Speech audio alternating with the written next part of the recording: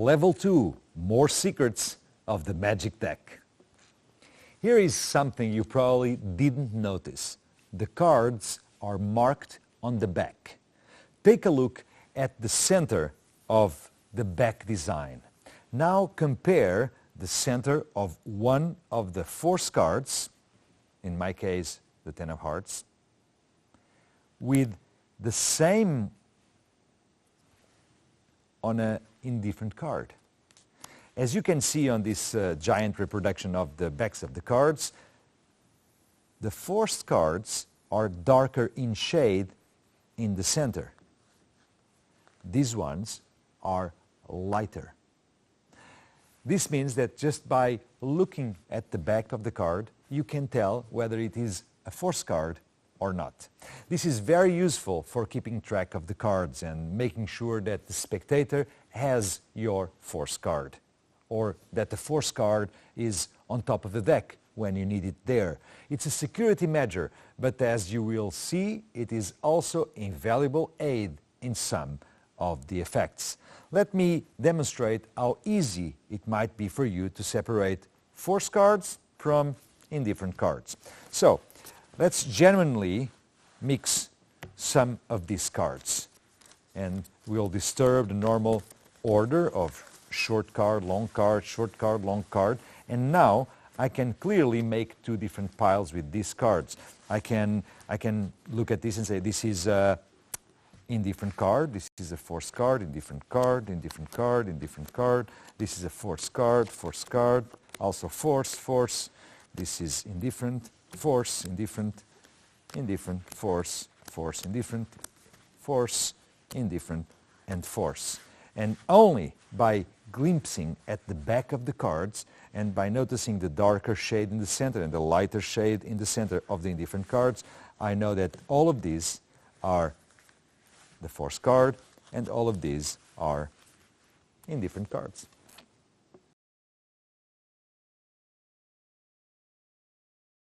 Level 2 techniques. Cut up, cut down.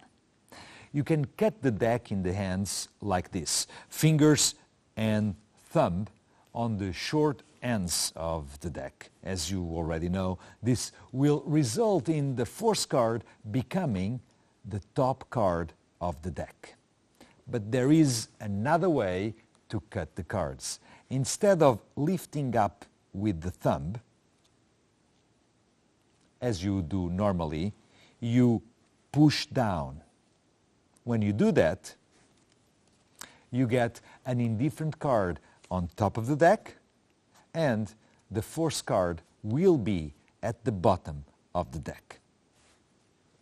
Let me do it a few times so it is clear. Pull up with the thumb, and the force card will be on top. Push down with the thumb, and on the top you will have an indifferent card because the force card is now on the bottom. And this is the cut up, cut down technique.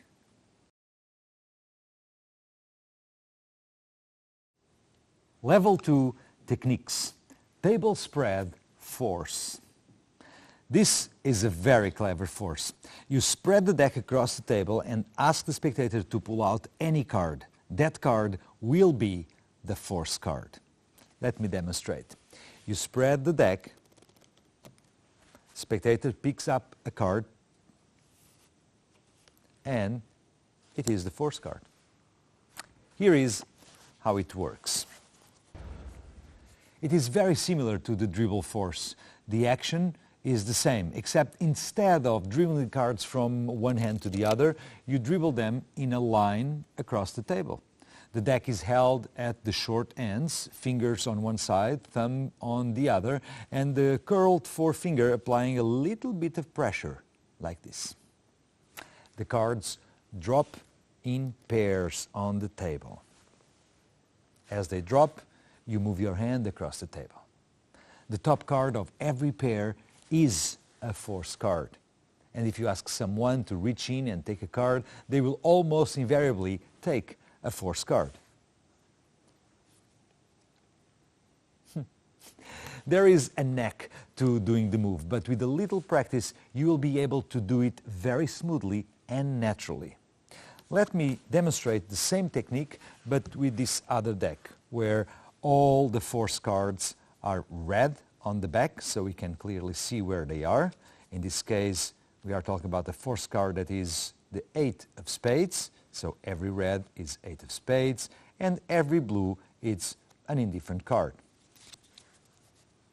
When you dribble across the table in a line, you realize that only the red cards are visible. Therefore, wherever card you pick is going to be a force card. And when they take it, not only they can check it's correct, but also you will never see the difference in color, because this is just for you to have a better look at the table spread force.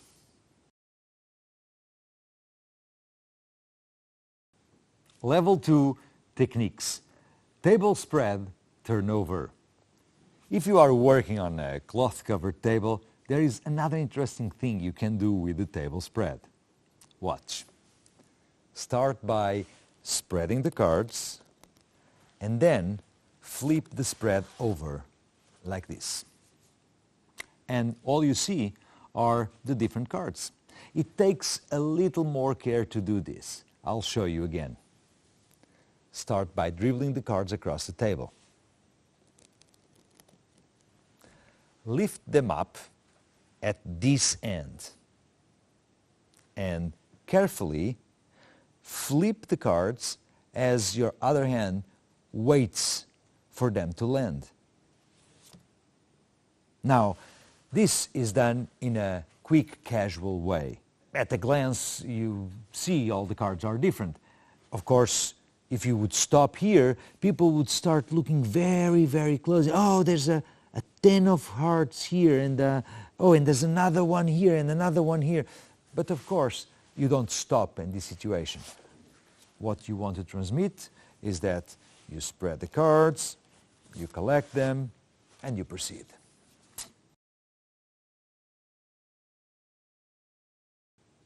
Level 2 techniques. Riffle shuffle. Believe it or not, you can riffle shuffle the magic deck, and yet keep the cards in force card indifferent card order. Watch.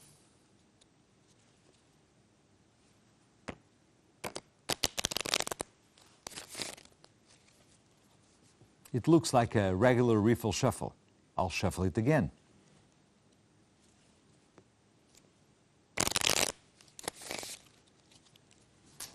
And yet, if I spread the cards, you can see that they are still in alternating order, and every second card is actually a force card. Here is how to do it. Riffle off half of the deck and take it in the other hand. Grip off the ends of the cards with the fingers like this, and riffle the other ends of the cards together with the thumbs. The cards fall in pairs, and then squeeze the two halves of the deck together to finish the shuffle. Because the cards fall in pairs, the alternating order of the force cards and indifferent cards never changes. Every second card is a force card. You can shuffle this way as many times as you like, and if you are feeling fancy, you can finish with a flourish like this.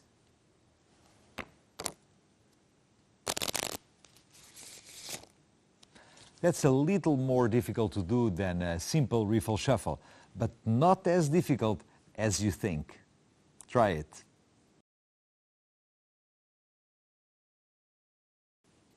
Level 2 techniques. Double lift. The double lift is a move that enables you to perform some wonderful changes. Let's imagine you have a card selected, the 10 of hearts in my case. You cut the deck a few times, and then you ask the spectator if this is their card. They say no. You rub the card on the table, snap your fingers, and it becomes the chosen card. This is just one effect you can do with the double lift, and it works like this. As you know, even after cutting many times the magic deck, the force card will always be on top. Although it appears that you are just turning over the top card, actually, using the double lift, you'll be turning two cards as one. In order to do that, just hold the cards like this, and then with your thumb, try to pick the top card. It will be impossible to pick the top card because the top card is shorter. So inevitably, your thumb is going to catch the second card. And now you have your double lift. It's almost automatic. Now, slide both cards to the front.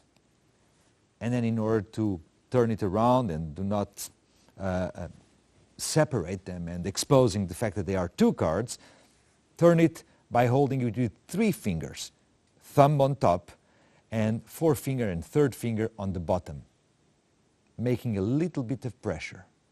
You turn it around and you put it on top of the deck, but with your little finger keeping a separation between these two cards that the audience think is just one and the rest of the pack. At this time is when you ask, is this your card? No, they will say. And with your right hand and the three same fingers you used before, you grab the card and you turn it over as if you're closing the pages of a book. And in the same motion, you grab only the top card, put it on the table, rub it, snap your fingers for magic effect or wherever you prefer, and you are ready to transform into the force card. Now at regular speed. You cut the deck as many times as you want. You turn the top card over, actually two. You ask if this is the card, you kept the separation there, you turn it over and you put it on the table, rub, snap and show it. That's a double lift, a slide that makes for an amazing change of one card into another.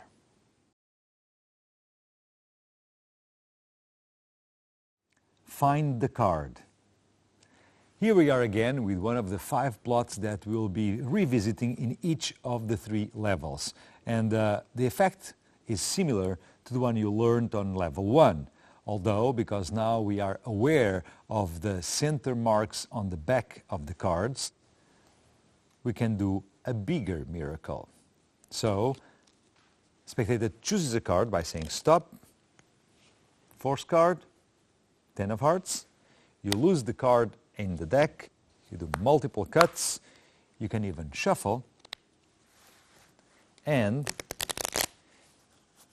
you announce that you'll be dealing the cards on the table, and whenever a spectator wants, he can call stop. So you start dealing one by one, but you realize that by looking at the backs of the cards, you know whether we are looking at an indifferent card or a force card. You see, the center, there's a darker shade than on the indifferent cards.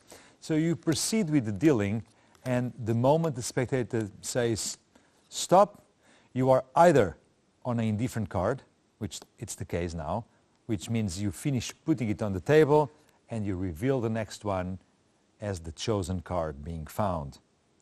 If, by luck, once you are placing cards on the table, the spectator says stop while you are holding a force card, nothing else to do. Just turn it over, and there is the force card, found the chosen card of the spectator. Well, due to these marks, you can now do something even more amazing, which is after losing the card, after cutting and shuffling, you can ask another spectator to hold the deck on his hands, and himself, this other spectator, can find the card of the first one, while another one says stop whenever he wants. So the only thing you need to be looking at is the center marks.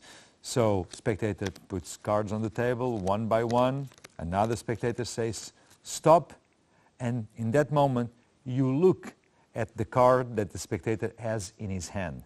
If it is one with a darker shade, you conclude there and you show your big finale, ask him to turn it around, and yes, it's in fact the chosen card. If, on the other hand, he ends up with a lighter shade mark, you just ask him to, okay, yeah, put it on the table, and the next card, exactly where you said stop, it's the chosen card. There he is. So here we are revisiting a plot that now, because you are on level 2, you can make more amazing.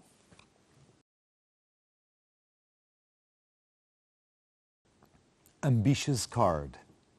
A famous plot that we introduced on level 1 and now we will revisit, but we'll do it 3 times more spectacular. Yes, because we'll be using 3 different cards and it will happen the same thing to the 3 different cards. You start by cutting the deck in 3 parts. On this second level, you are already familiar with the technique double lift. We'll be using it 2 times. Start by showing which card is on top of this pile. Actually, at this stage, we will do a double lift. To the front, show it. It's the 9 of hearts. Put it on top, grab it, apparently, and put it under the packet. Now explain that the only thing you need to do in order for the card to rise is to shake the packet. Once you shake it, the card comes to the top. As you show the card, bury it under the same packet we are using. Then place everything on top of the middle packet and offer to do the same thing. Now you will show the top card with double lift. It's the 3 of clubs. You take the 3 of clubs, which is not, and place it under the packet. Again, like before, you shake it and the 3 of clubs rises to the top. Once you show it well, you put it under the packet and put everything on top of the last packet in the table. Now you will show the top card, but you don't need a double lift. It's really the 10 of hearts, our 4th card. You say, on top of this packet is now the 10 of hearts. You turn it around, you push it to the front, and you can hold it in this way as you cut the top half. You can even show it one more time. Look, it's really the 10 of hearts. Place it on the table and now bury it with multiple cuts. A little packet and another one and another one. If you want, you can still show it one last time for the skeptics. Now, you put it aligned, squared with the deck, you shake it, and for the 3rd time, you have caused the card to rise in the pack. And this is ambitious card times 3.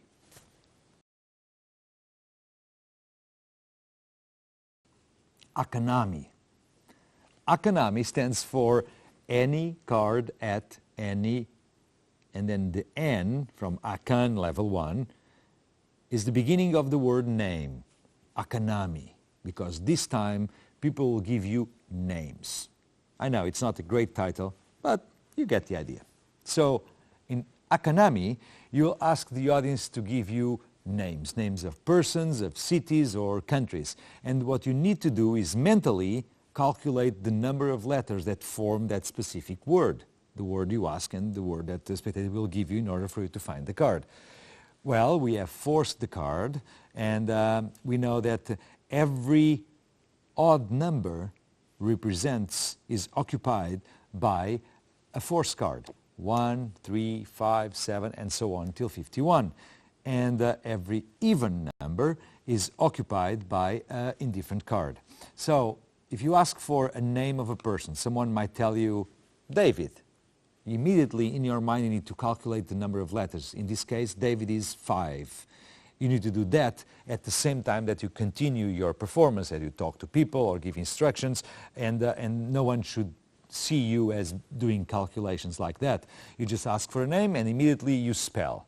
And then that's when the magic happens. So because David has 5 letters, you will end up with a chosen card in your hand as you are dealing. So D-A-V-I-D. And that's the chosen card. If instead of a name you ask for a city, let's say Amsterdam. Well, it's a longer word, so it's good for you to practice. A longer word, Amsterdam, how many letters? 9. Again, it's an odd number, so same thing. 1, 2, 3, 4, 5, 6, 7, 8, 9. You end up with the chosen card in your hand. There is a different outcome, or a slightly different twist, if the word people shout out has an even number of letters. Let's say a country. A country could be France. France has 6 letters. So as you spell it, you end up not with the chosen card, but with one of the indifferent cards. There's no problem, because you can spell it and then call attention to the packet and to the next card. So let's say F-R-A-N-C-E, France, the country that was just named. After that, you grab the card and you say, okay, you picked France, and immediately we could find the chosen card. And this is Akanami.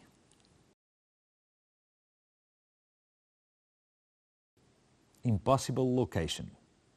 Well, with this plot, there is no limits. You can use your imagination to make the duplicate card appear anywhere you want. Now imagine that if only being able to choose the place where you hide the card, you could choose many places. That would be fantastic. The only thing you need is to have, instead of one duplicate, several duplicates. As you know, the Magic Deck is made of Phoenix cards. You can buy regular decks, as many as you want, from Card Shark online, and you find the duplicates that match your force card. Now imagine you are doing this at home, at the living room, but you have 10 or 12 different duplicates of the force card. You place them in impossible places, unexpected places throughout the room. One in that corner, another one in that corner, one on the ceiling, one behind you, and everywhere you can. And places that are that somehow define the area in the room, and it would be quite surprising to find a chosen card there.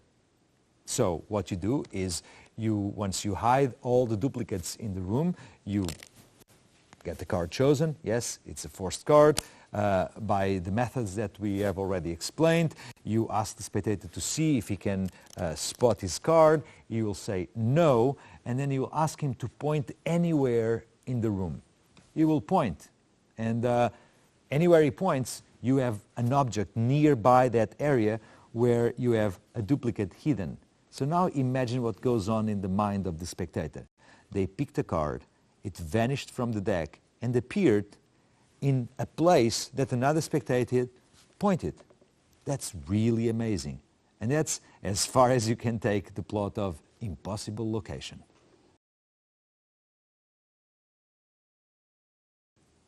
Pendulum.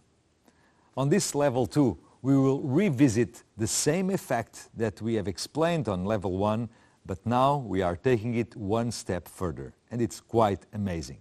To start with, let me talk to you about one of the secrets why pendulum workers are so successful.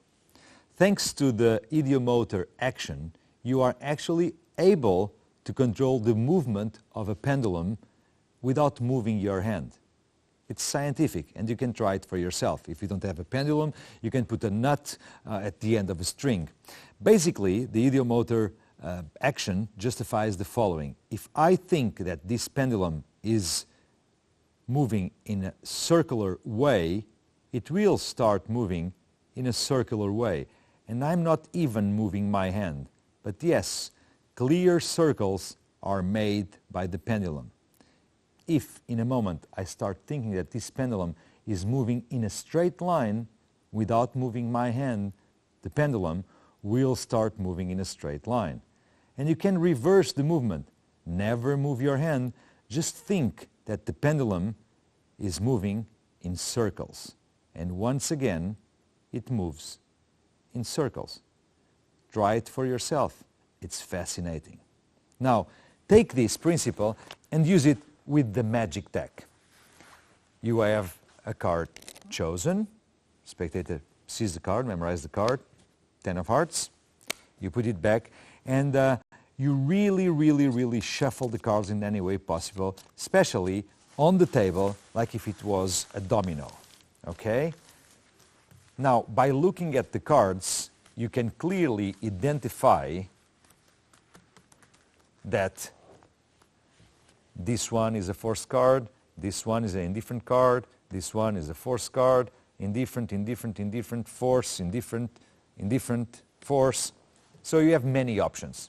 Now you announce to your audience that thanks to the use of the pendulum, you'll be able to find the chosen card. And you can even explain that whenever the pendulum finds the card, it will start move in circles. So you start it very straight, very still. You can even stop it like this. And now you move around, waiting for the pendulum to manifest itself.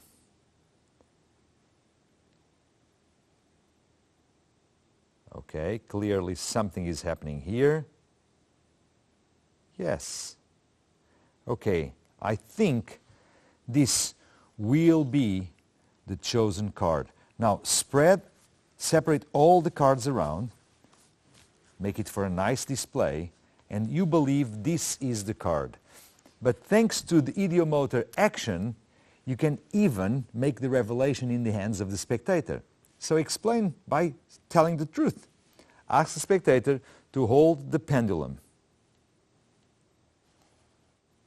Tell him to not make any move with his hand, but ask him to concentrate on the card, and he will start seeing that the pendulum describes circles. And imagine, this is happening on the spectator's hands. He will freak out, which is good, because now you are ready to demonstrate that yes, the pendulum works, and here is the chosen card.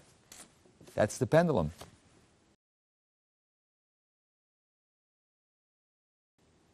Transposition. Here is one of the several effects where we don't even need to ask for a chosen card. In this case, we will use secretly the technique double lift, which we just learned at the beginning of this level 2. Start by, after you cut a couple of times, start by showing the top card, double lift. You show it, it's the 6 of hearts. Turn it over and place the 6 of hearts under the box. Now, while you do this, you'll need to get ready for a second double lift, which, by the way, it's impossible if you do not get ready to it. Because now, here is a long card followed by a short card. So even if you want to grab 2 cards, there's no way. You will always grab only one. So, on the action of apparently placing the 6 of hearts under the box, you also can be preparing with your left hand by separating a little bit the top cards. You see 2 cards, and now from underneath you place your pinky under the 2 top cards, and then you square everything. Once you finish doing that, you are ready to come and push the 2 top cards and show it's, in this case, the 10 of hearts. So here we have the 6 of hearts, and the 10 of hearts we are going to hold at a distance. If I just do this, now here I have the 6 of hearts, because under the box is now the 10 of hearts. And that's transposition.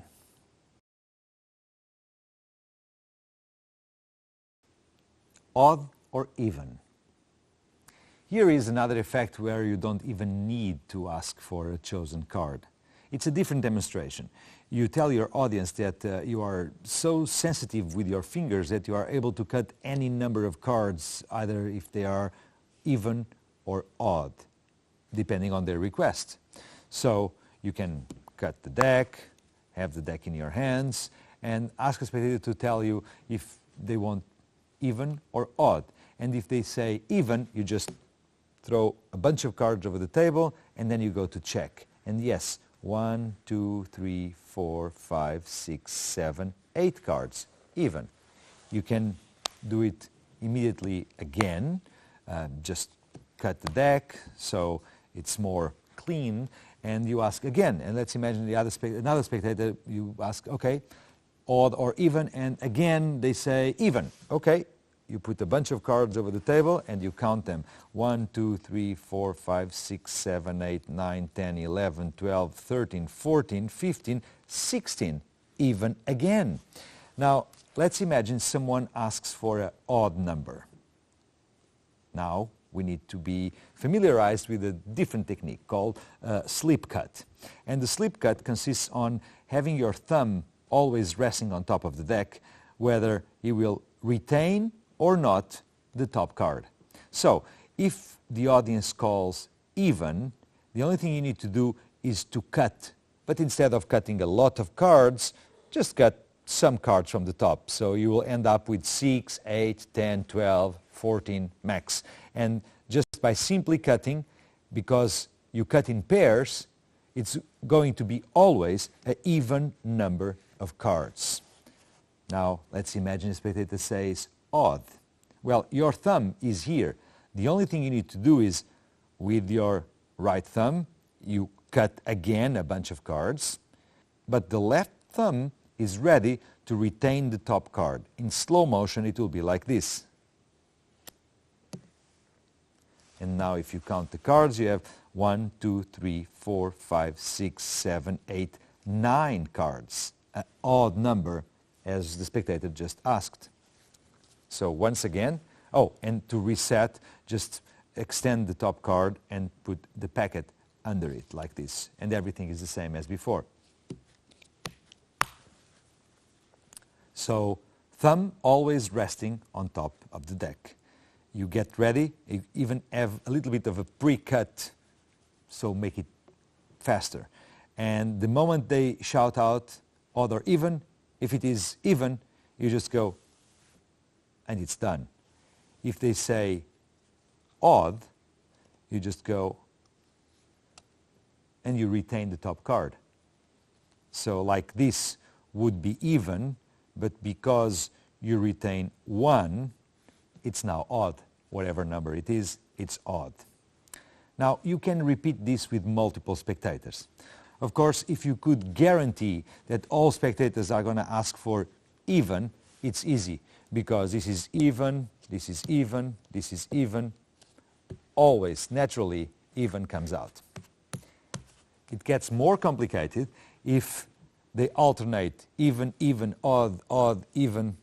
But the only thing you need to keep in mind is that you always have an extra card to play with and to change from even to odd and otherwise.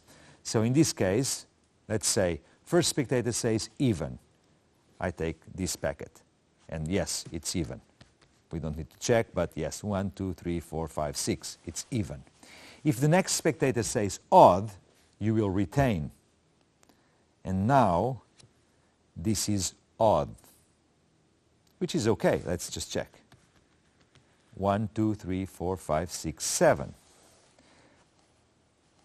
So when they ask you even, you just need to slip cut the top card, and this will be even. Let's check. 1, 2, 3, 4, 5, 6, 7, 8, 9, and 10.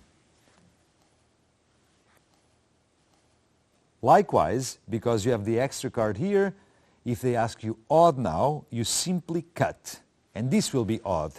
1, 2, 3, 4, 5. And in this case, you are back to normal. You already went through all the options, retaining a card or not retaining a card. It's a very good exercise, and at the beginning, you might want to do it with the card face up. So you always keep track where you have an extra card to the normal pairs, or if there is no extra card, and you just proceed as we started with. And this is odd or even or odd, level 2.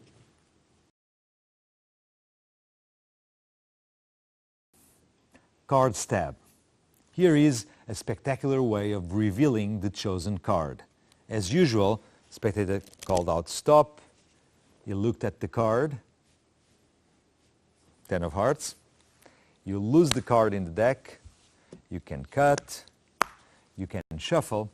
And you will introduce a different revelation for the chosen card.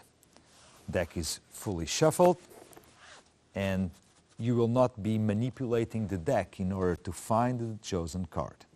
Now, let me explain what will happen. In this condition, which is the normal order of the magic deck, every second card is the force card. If I take this knife and I introduce this knife anywhere in the deck, always the same thing will happen. The chosen card will be either on top of the knife or under the knife. Let's check in this situation. Was not on top, was under the knife. Now imagine doing this as the deck is rolled up in a piece of newspaper. Same thing, but spectacular. So, once you lost the card, once you cut and shuffled, and for the audience is obvious that the chosen card is lost, just proceed with taking a little piece of paper and rolling up the deck in this manner.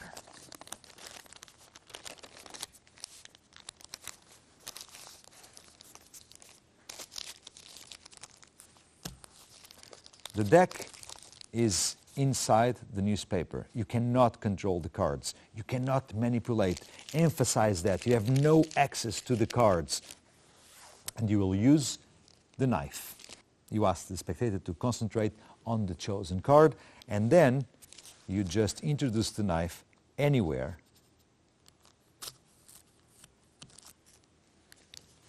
in the deck. Now, with the knife in this position, you start peeling the newspaper around so the audience can clearly see that you do not change the position of the knife. And in this situation, you ask the spectator what was the chosen card, and he will tell you 10 of hearts. Tell him that you had the feeling that you were stabbing exactly where his card was positioned. Now, start by removing the top half. At this point, by peeking or by simply displacing the knife a little bit, you can realize that, yes, it's a marked card. It's the force card. So either by casually looking at the card, you can say, oh, it's not this one. Put it aside, emphasize the position of the knife, and prepare yourself to the big revelation. Yes, you found the chosen card.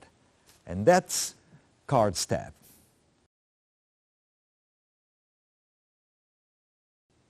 Four opportunities. That's how many opportunities you announce you'll have in order to find the chosen card. Spectator chose the card, memorized it, you have lost it in the deck, you cut, you shuffle, and you explain that you believe that with 4 opportunities you might be able to locate and identify the card that the spectator has just chosen. So, you start by the first opportunity. You cut anywhere, and actually you announce that you will show the top card once you complete the cut. That's not true. You'll be doing a double lift. So, grab the 2 top cards, push them to the front, reverse, show the 9 of hearts, and say, maybe your card was the 9 of hearts. You know it's not. You know it's the 10. Please do not tell me anything. This is just my first opportunity. And they think you are going wrong all the way. So you turn it and you leave it on the table. Let me go for the second opportunity. You cut again and another double lift. Maybe it was the 2 of diamonds. It was not. We know, but they don't know that we know. So we turn the card over and we put it on the table. Well, I already used 2 opportunities. Don't tell me anything. Let me cut again. Maybe your card was the Queen of Hearts. Don't tell me anything. And you leave it on the table. Of course, the audience by now thinks that you are failing miserably. But you said you'll use 4 opportunities. You already spoiled 3 of them, but you still have 1. This is the moment where you ask a spectator to help you out and ask the spectator to point to any of these 3 cards, which they believe, they are sure, all of them are wrong. No problem. Please point to any card, and let's say the spectator points to this one. Well, they all are 10 of hearts because you have been doing double lifts all the way through. You ask him, are you sure this one? Okay, because this was my last opportunity. So, what was your card? And they say, 10 of hearts, knowing that you got it wrong. But no, you promised 4 opportunities, and you succeed. You found the chosen card. And that's 4 opportunities.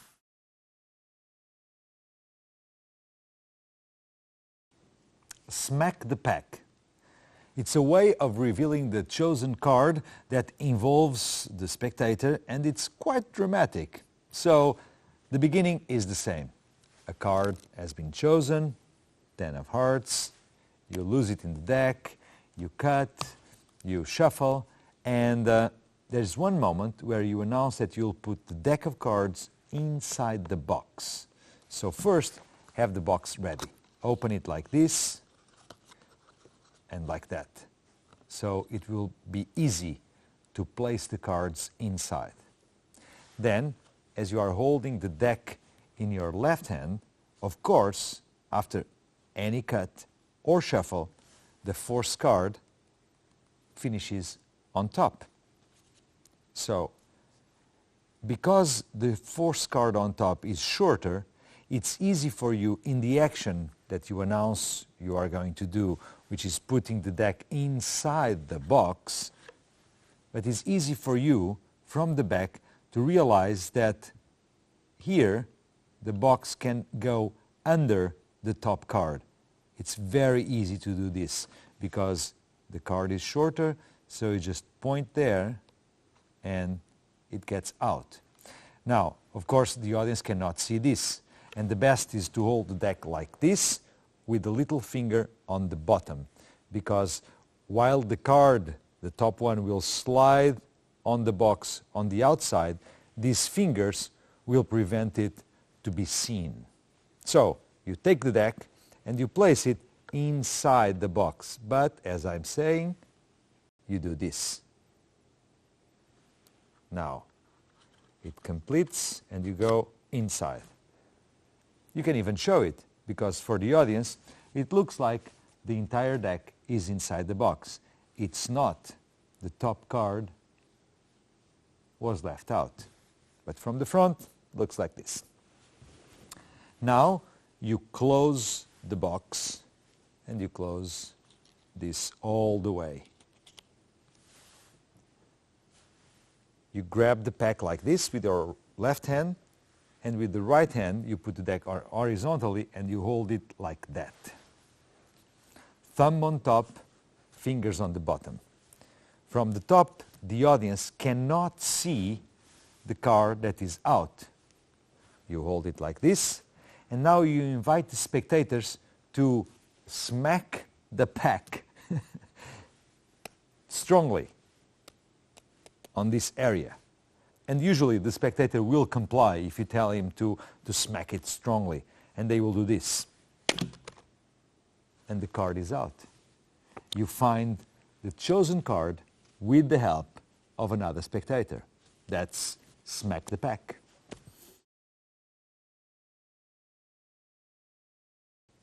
Escape card. A bit like smack the pack, but not as violent and equally dramatic. You have a card chosen, it's lost in the deck, you cut multiple times, you shuffle, and as always, on the top, there will be a force card. So you announce that you will place the entire pack of cards inside the box. And again, like in Smack the Pack, you open it widely, like this, so it's ready to do the secret move.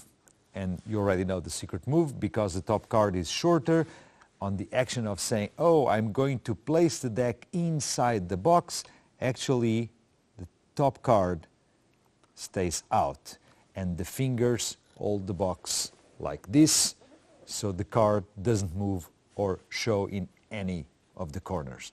You place the deck inside, you close the box, but you will close it even more because you will use rubber bands.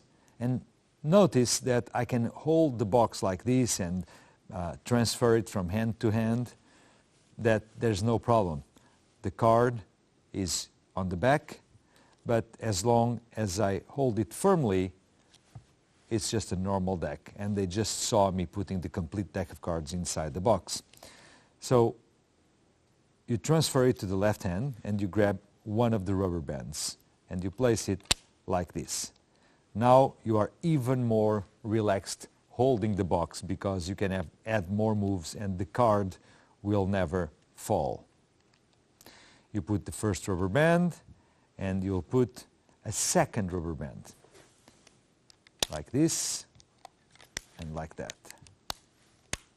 For the audience, these represent impossible conditions under which we cannot remove any card, let alone the chosen card. Now, from here, you can leave the deck on top of the table, you can pick it up, never show the back because the card is now out and it's squared with the box, but you can leave it there. And now there's a number of things you can do. You can take the deck as such and place it inside your pocket. Once inside the pocket, you come out with your hands and you say, look, I have nothing, I'm going to reach inside the pocket, and while the package is inside the pocket, you just remove the card that is here, place it on the table, remove it, and the rubber bands are untouched. That's one possibility. To take this possibility one step further would be to place this in the pocket of a spectator, not your pocket, spectator's pocket. Another way would be to have the package, like so, covered by a silk. And then you reach in with your hand under the silk and remove the chosen card. And a final way would be to announce that the pack is impossible to touch and no cards can fall, you cannot remove any card, and still you just need to do this and you find the chosen card. That's it. That's the escape card.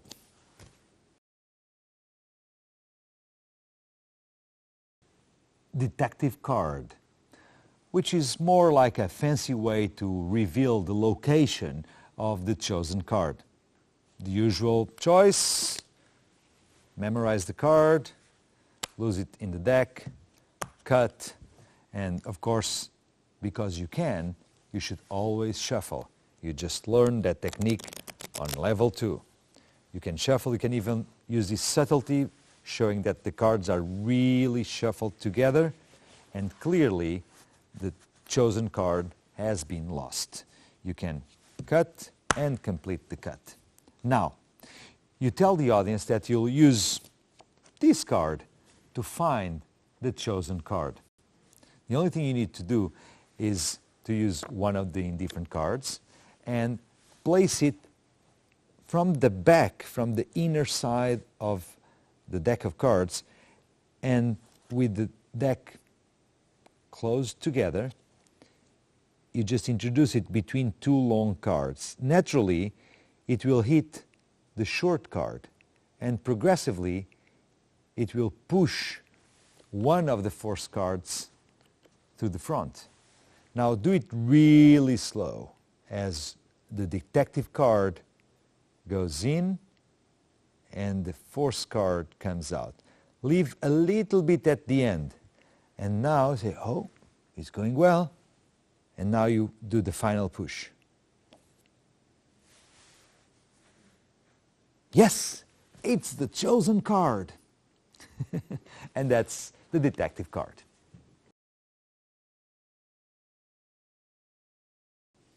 Bullseye. Another way to find the chosen card. It involves a little bit of skill, but it's quite spectacular.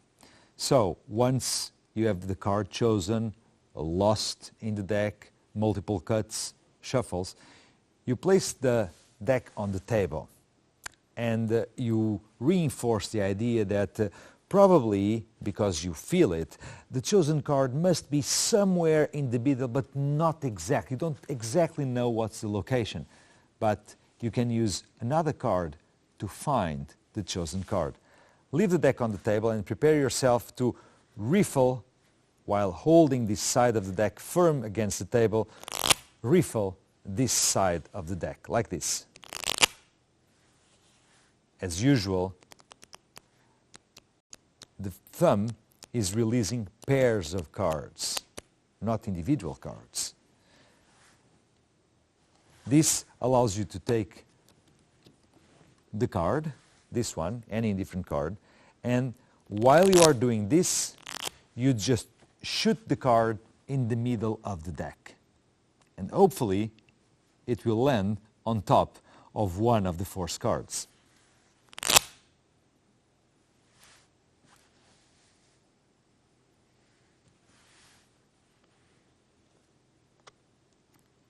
The chosen card. You got it. That's bullseye. Try it. It will always work.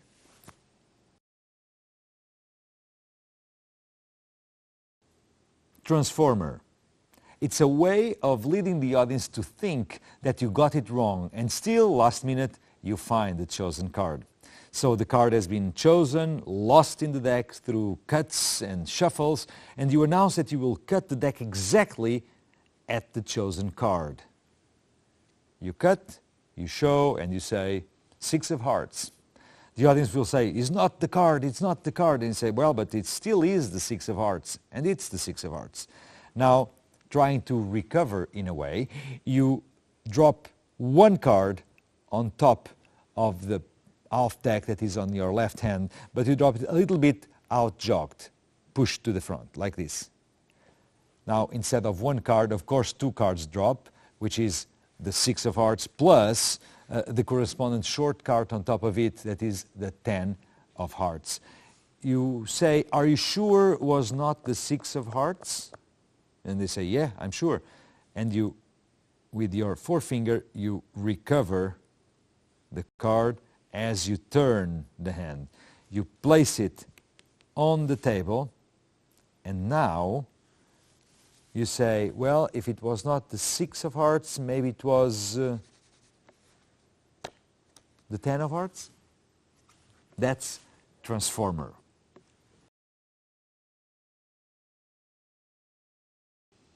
Informer, a routine I first saw being performed by Mr. Pearl from South Korea. It's a routine that involves 2 spectators, and it's quite puzzling. You start by asking one of them to call out stop. At that point, you give him one card and the following one to the other spectator. At this moment, you ask them to look at the cards and to memorize the cards.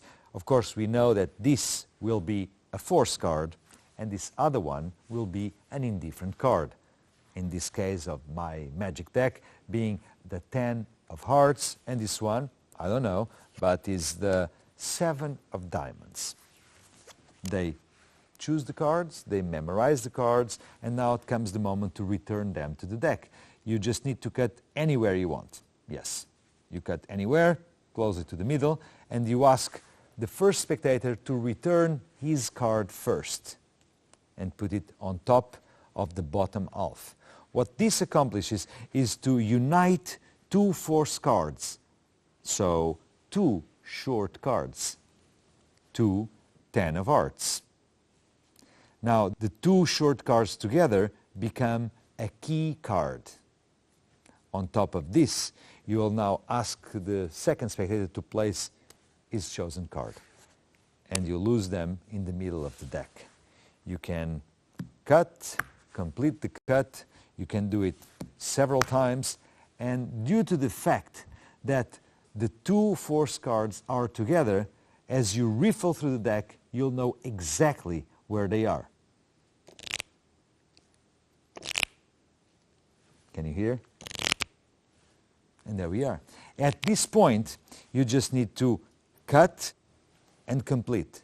By doing that at this moment, you are bringing the second selected card to the bottom. And the two forced cards together are now on top. Now hold the deck with your right hand and prepare yourself to do a swing cut, which is using the forefinger. You cut the top half of the pack and you swing it to the left. The left hand receives the top part, leaves the thumb here now, getting ready for the revelation of the second chosen card, and as you place this half on top of the thumb, you are almost ready to a surprising revelation. You put it here, and now simply by moving your thumb and bringing it to the top of the pack, you will reveal in a fancy way the second chosen card. Look. Here it is. Was this your card? They will say yes. Now, this trick is called the informer. So you take, in this case, the 7 of diamonds, and you say that this card informs you that you need to count 7 cards down in the deck. And you start counting in order to find the second card. 1, 2, 3, 4, 5, 6, 7. You see it is a dark shade center on this back design, and there's a lighter shade in the center of this other card. So we know this is the chosen card. This is one of the forced cards. Yes.